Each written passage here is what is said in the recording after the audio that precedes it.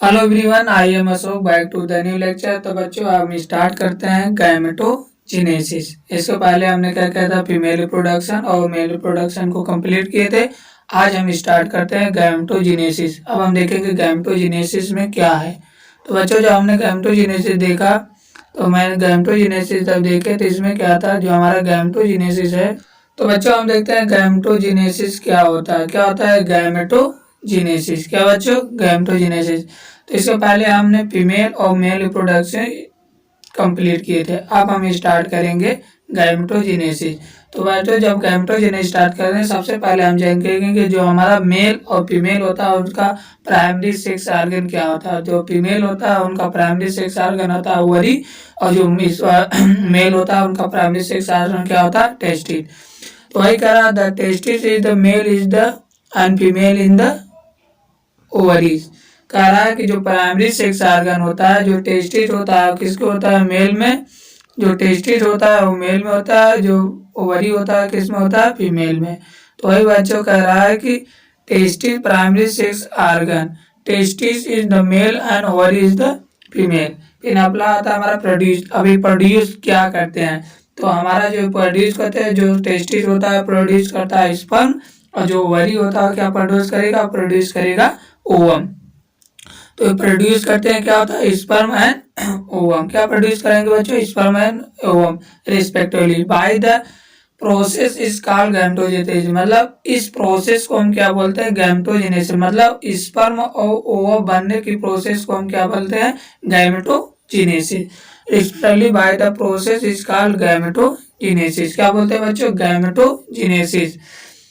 Testis in mature male germ cell spermatogonia. जो testis होता है इनमैच्योर होता है मेल जर्म सेल, और क्या बना देता है, स्पर्मेटोगोनिया। प्रोड्यूस क्या करता है, स्पर्म। वही कह रहा है testis immature male germ cell. कहाँ मैच्योर होता है, male germ cell. Spermatogonia produce क्या करता है, sperm by the spermiogenesis, spermatogenesis. जो टेस्टिस होता है इनमैच्योर मेल जर्म सेल, क्या होता है, मेल जर्म सेल स्पर्मेटोगोनिया, और प्रोड्यूस करता है क्या, स्पर्म बाय द स्पर्मेटोजेनेसिस। किसके द्वारा, by the spermatogenesis. The beginning at the puberty, puberty के बाद। क्या कब बनता है, प्यूबर्टी के बाद। ये सब कब होते हैं, प्यूबर्टी के बाद होते हैं। फिर हमसे कह रहा है कि spermatogonia, spermatogonium present on the inside wall of the seminiferous tubule. मतलब जो हमारा स्पर्मेटोगोनिया होता है कहाँ प्रेजेंट होता है, inside of the seminiferous tubule. वही कह रहा है spermatogonia present on the inside the seminiferous tubule, multiply करता है बाय द माइटोटिक डिवीजन। और वहां पर क्या करता है, सेमनीफेरस ट्यूबुल में माइटोटिक डिवीजन करता है and increase the number of cell. और जो उनकी नंबर, जो हमारा नंबर होता है उसको क्या होता है, इंक्रीज इन द नंबर, और नंबर को क्या करता है, इंक्रीज करता है। तो बच्चों हमने देखा जो हमारा स्पर्मेटोगोनिया होता है प्रेजेंट होता है on the inside the wall of the seminiferous tubule, और क्या करता है, माइटोटिक डिवीजन करता है, और क्या करता है, नंबर को इंक्रीज करता है। वही कह रहा है इंक्रीज इन द नंबर। फिर कह रहा है जो हमारा स्पर्मेटोगोनिया क्या होता है, डिप्लॉयड होता है। क्या होता है बच्चों, डिप्लॉयड। कह रहा है स्पर्मेटोगोनिया इज द डिप्लॉयड। जो हमारा स्पर्मेटोगोनिया होता है क्या होता है, डिप्लॉयड होता है। कंटेन 46 क्रोमोसोम होते हैं। कितने क्रोमोसोम होते हैं, 46। कितने क्रोमोसोम होते हैं बच्चों, 46। Some of the spermatogonia called primary spermatocyte periodically undergo mitosis. मतलब जो हमारा स्पर्मेटोगोनिया होता है, जब उसमें माइटोटिक डिवीजन होता है तो हमारा क्या बनता है, प्राइमरी स्पर्मेटोसाइट। क्या बनेगा बच्चों, प्राइमरी स्पर्मेटोसाइट। वही कह रहा है spermatogonia called spermatocyte periodically under the mitosis. जो हमारा स्पर्मेटोगोनिया होता है वो माइटोटिक डिवीजन करता है, क्या बनता है, प्राइमरी स्पर्मेटोसाइट। वही कह रहा some the spermatogonia called primary spermatocyte periodically undergo the mitotic division. फिर कह रहा primary spermatocyte complete first mitotic division. जब प्राइमरी स्पर्मेटोसाइट होता है कंप्लीट करता है फर्स्ट मियोसिस डिवीजन या मियोटिक डिवीजन, तो हमारा क्या बन जाता है, इक्वेशनल। मतलब जो हमारा प्राइमरी कर रहा है, primary spermatocyte complete the first meiotic division, मतलब मियोसिस कर रहा है, जिसे हम बोलते हैं क्या, reduction division, leading to formation equal haploid chromosome. क्या होता है और क्या फॉर्मेशन करता है, formation of the two equal haploid cell is called secondary spermatocyte. मतलब इसका कहना है कि जो हमारा प्राइमरी स्पर्मेटोसाइट होता है उसमें क्या होता है, मियोटिक डिवीजन होता है, जिसे वो हैप्लॉइड सेल फॉर्म करता है। क्या होता है, टू हैप्लॉइड सेल फॉर्म करता है, जिसे हम बोलते हैं सेकेंडरी स्पर्मेटोसाइट। क्या बनता है, सेकेंडरी स्पर्मेट, जिसे call formation of the two haploid cell is called secondary spermatocyte, which only, जो हमारा सेकेंडरी स्पर्मेटोसाइट होता है, अब उसमें जो क्रोमोसोम नंबर होता है क्या होता था, 23, मतलब हाफ में डिवाइड हो गया, तो ओनली 23 क्रोमोसोम ईच, एक हैप्लॉइड सेल में केवल 23 क्रोमोसोम होता है। तो दो हैप्लॉइड सेल बने थे तो 23 और 23 क्रोमोसोम बट गए। उसके बाद जो सेकेंडरी स्पर्मेटोसाइट होता है अंडर को माइटोटिक फिर मियोटिक डिवीजन करता है। जो हमारा सेकेंडरी माइटोटिक होता है स्पर्मेटोसाइट होता है, पुनः वह मियोटिक डिवीजन करता है और फिर क्या बनाता, फिर फोर इक्वल हैप्लॉइड सेल बना लेता। तो वही करा secondary spermatocyte, secondary spermatocyte undergo secondary meiotic division to produce the 4 equal haploid cell, जिसे हम क्या बोलते हैं, स्पर्मेटोसाइट। क्या बोलेंगे बच्चों, स्पर्मेटोसाइट। मतलब जो हमारा सेकेंडरी स्पर्मेटोसाइट होता है वो पुनः मियोटिक डिवीजन करता है और क्या बनता है, 4 इक्वल हैप्लॉइड सेल बन जाता है, जिसे हम बोलते हैं स्पर्मेटोसाइट। क्या बता, स्पर्मेटोसाइट बोलते हैं। क्या बोलते हैं बच्चों, स्पर्मेटोसाइट। वही कर secondary spermatocyte undergo the second meiotic division to produce the equal haploid, क्या बनता है, to produce the equal haploid spermatocyte. फिर हमसे कह रहा है, फिर अगला कह रहा है कि what will be the number of chromosome in spermatocyte. अब पूछ रहा है हमारे जो स्पर्मेटोसाइट बना उसमें नंबर ऑफ क्रोमोसोम कितना होता है। तो बच्चों हमारा स्पर्मेटोसाइट होता है उसमें नंबर ऑफ क्रोमोसोम कितना होता है, 23 क्रोमोसोम होते हैं। कितना होता है, 23 क्रोमोसोम। वही कह रहा है व्हाट विल बी, क्या कह रहा है, what will be number of chromosome in spermatocyte. तो स्पर्मेटोसाइट में कितने क्रोमोसोम होते हैं, 23 क्रोमोसोम होते हैं। फिर कह रहा है स्पर्मेटो जो टाइड होता है ट्रांसफर हो जाता है किसमें, स्पर्मेटोजोआ में। यही कह रहा स्पर्मेटोसाइट आर ट्रांसफॉर्म, क्या कह रहा spermatocyte are transfer into the spermatozoa, जिसे हम बोलते हैं स्पर्म। जो हमारा स्पर्मेटाइड होता है वो ट्रांसफर हो जाता है स्पर्मेटोजोआ, जिसे हम बोलते हैं स्पर्म। अब इसके बाद क्या, प्रोड्यूस इज कॉल्ड स्पर्मियोजेनेसिस। इस प्रोसेस का मतलब स्पर्मेटोगोनिया से स्पर्म बनने की प्रोसेस को हम क्या बोलते हैं, स्पर्मियोजेनेसिस। क्या बोलते हैं बच्चों, इस प्रोसेस को हम बोलेंगे स्पर्मियोजेनेसिस। मतलब स्पर्मेटोगोनिया से स्पर्म फॉर्मेशन के प्रोसेस को, पूरे प्रोसेस को हम क्या बोलते हैं, spermiogenesis. By the process is called spermiogenesis. After spermiogenesis, अब स्पर्मियोजेनेसिस के बाद क्या करा, आफ्टर स्पर्मियोजेनेसिस, स्पर्मियोजेनेसिस के बाद sperm head become embedded into the Sertoli cell.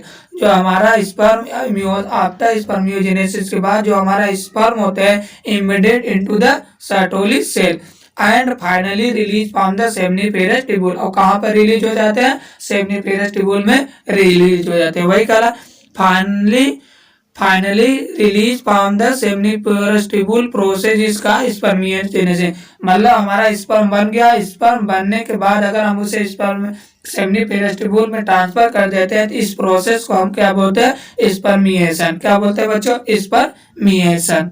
तो क्या कहते हैं, स्पर्मिएशन।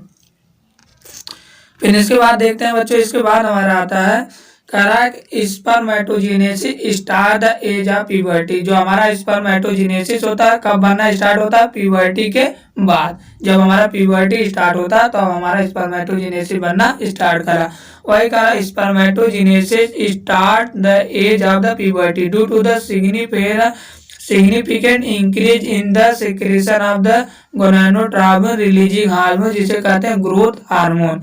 कह रहा है कि हमारा जो स्पर्मियोजेनेसिस होता है start at the age of the puberty due to the significant increase in the secretion of the gonadotropin releasing hormone, जिसे बोलते हैं GnRH हार्मोन। क्या होता है GnRH, जो हमारा गोनाडोट्रोपिन रिलीजिंग हार्मोन जब इंक्रीज कर जाता है तो हमारा स्पर्मेटोजेनेसिस बनना स्टार्ट हो जाता है। फिर करा इफ द यू रिकॉल, क्या कहते हैं ये कहाँ से निकलता है, तो हमें हाइपोथैलेमस से। क्या होता है हाइपोथैलेमिक हार्मोन, ये जो हमारा गोनाडोट्रोपिन हार्मोन होता है क्या होता है हाइपोथैलेमिक हार्मोन होता है। वही करा if you recall is the hypothalamic hormone. फिर करा increase the level of growth hormone, जो हमारा गोनाडोट्रोपिन रिलीजिंग हार्मोन होता है increase act at the anterior pituitary gland and stimulate the gonadotropin hormone. तो हमारा जो करा increase the level of growth hormone act at the anterior pituitary gland, जो हमारा गोनाडोट्रोपिन हार्मोन होता है वो इंक्रीज करता है act at the anterior pituitary gland and stimulate करता है secretion of the two hormone. और क्या करता है ये स्टिमुलेट करता है secretion of the two hormone. जो हमारा gonado releasing hormone gonadotropin releasing hormone होता है वो क्या करता है इंक्रीज करता है। उसका जब लेवल इंक्रीज होता है कहाँ पर एट द एंटीरियर पिट्यूटरी, तो ये क्या कहता है स्टिमुलेट करता है टू हार्मोन को। टू हार्मोन क्या कहता है ये स्टिमुलेट करता है स्टिमुलेट या stimulate secretion of the to gonadotropin hormone. एक होता है LH, दूसरा होता है FAH। कौन सा, एक होता है ल्यूटिलाइजिंग हार्मोन जिसे बोलते हैं LH बोलते हैं, दूसरा होता है फॉलिकल स्टिमुलेटिंग हार्मोन जिसे बोलते हैं FSH। क्या होता है जो हमारा गोनाडोट्रोपिन रिलीजिंग हार्मोन होता है क्या होता है इंक्रीज करता है, उसका जब लेवल इंक्रीज होता है कहाँ पर act at the anterior pituitary. और उसके बाद क्या होता है स्टिमुलेट एंड सेक्रेशन करता है टू हार्मोन। एक होता है ल्यूटिलाइजिंग हार्मोन, क्या होता है ल्यूटिनाइजिंग हार्मोन जिसे बोलते हैं LH, दूसरा होता है हमारा फॉलिकल स्टिमुलेटिंग हार्मोन जिसे हम बोलते हैं FSH।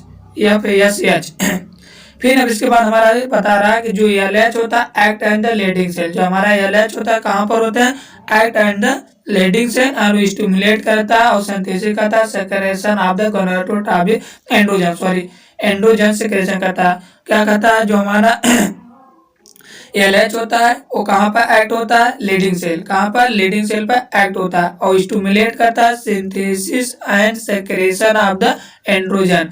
जो हमारा LH होता है वो सिंथेसिस एंड सेक्रेशन करता है कौन सा हार्मोन एंड्रोजन, और जो androgen turn stimulate the process of spermiogenesis, और जो हमारा एंड्रोजन होता है टर्न स्टिमुलेट करता है प्रोसेस ऑफ स्पर्मेटोजेनेसिस को क्या करता है स्टिमुलेट करता है। जो हमारा एंड्रोजन होता है वो स्पर्मेटोजेनेसिस को स्टिमुलेट करता है। क्या करेगा बच्चों स्टिमुलेट करेगा। अब हमारा अगला आता है FSH। क्या होता है FSH act in the Sertoli से।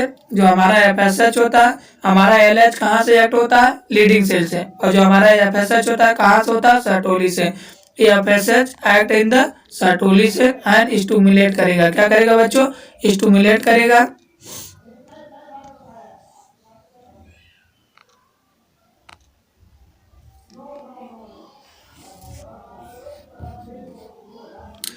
Stimulate and secretion. जो हमारा FSH होता है कहाँ से एक्ट होता है एक्ट एज द सर्टोली से और stimulate and secretion of the some factor. क्या कहता है stimulate and secretion of the some factor help in the process of spermatogenesis. जो हमारा FSH होता है वो एक्ट एट द सर्टोली से सेक्रेशन एंड क्या होता है स्टिमुलेट एंड सेक्रेशन करता है सम फैक्टर, कुछ फैक्टर करता है जो हेल्प करता है प्रोसेस ऑफ स्पर्मियोजेनेसिस। स्पर्मियोजेनेसिस जब बनता है तो उसमें क्या होता है वो हेल्प करता है कुछ फैक्टर सम फैक्टर और हेल्प करता है स्पर्मियोजेनेसिस को। फिर लेट द एग्जाम्पल अब examine the structure of sperm. बच्चों ये हो गया हमारा। अब हम गोनाडोट्रोपिन हार्मोन, अब हम पढ़ेंगे स्ट्रक्चर ऑफ स्पर्म। क्या होता है हम स्पर्म का स्ट्रक्चर पढ़ेंगे। क्या पढ़ेंगे स्पर्म का स्ट्रक्चर पढ़ेंगे। तो एक बार हम देख लेते हैं।